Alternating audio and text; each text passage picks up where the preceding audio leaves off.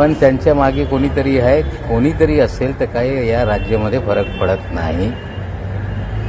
जे सांगताय की सीए आणि एनआरसी काय लोकांना कळत नाही, मला वाटतं मोर्चा काढणाऱ्या लोकांना पण कळत नाही. भारत हा धर्मशाला झालेला आहे. सीएचा कायदा केल्यानंतर धर्मशालामध्ये रूपांतर या कायद्याने झालेलं आहे. जे कोणी इतर देशातले होते घुसखोर या देशामध्ये त्यांना नागरिकता देण्याचा धर्माच्या आधारावर निर्णय झालेला आहे.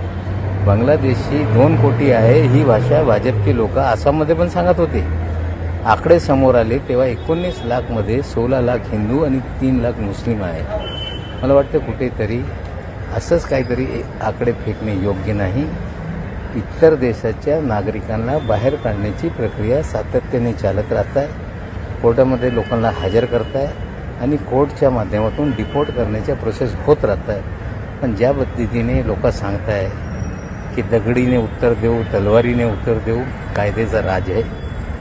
शांतीप्रिय लोक या राज्यात राहत आहे.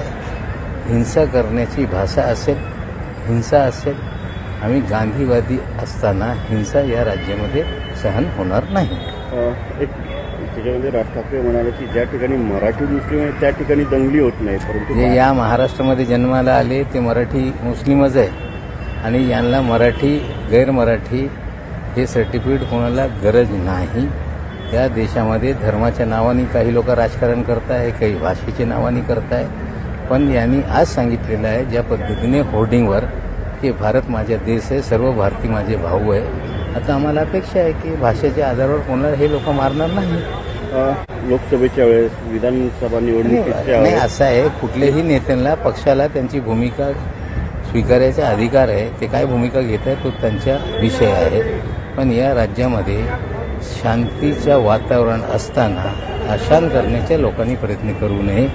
कायद्याचं राज्य, कायद्याने हा राज्य चालणार आहे.